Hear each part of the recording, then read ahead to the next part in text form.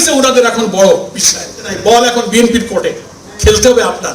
আবার হয়তো আমাদেরকে আর একটা জুলাইয়ে রক্তাক্ত পরিণতির অপেক্ষা করতে হবে। সংকট তৈরি করেছে বিএনপি, বিএনপিকে এই সংকটের সমাধান করতে হবে।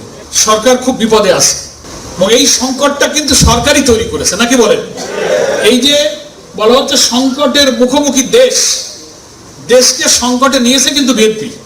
কিভাবে নিয়েছে আমি সেটা এখন, তবে এর দাবি পূরণের জন্য, সমাধানের জন্য পার্লামেন্টেও আমাদের আমিরে জামাত, লিডার অফ দি অপোজিশন, তিনিও এটা বলেছেন, আমরা বাইরেও পাবলিক মিটিং এ সেমিনারে বলছি, সংকট তৈরি করেছে বিএনপি, বিএনপিকে এই সংকটের সমাধান করতে হবে।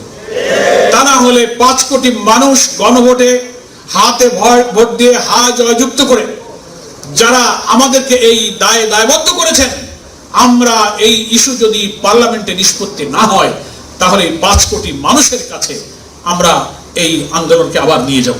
জুলাই সনদ অক্ষরে অক্ষরে মানবে একথা বিএনপি বলে, মন্ত্রীরা বলে, প্রধানমন্ত্রী বলে, স্বরাষ্ট্রমন্ত্রী বলে, একবারও কেউ বলে না যে গণভোটের রায় অক্ষরে অক্ষরে মানবো।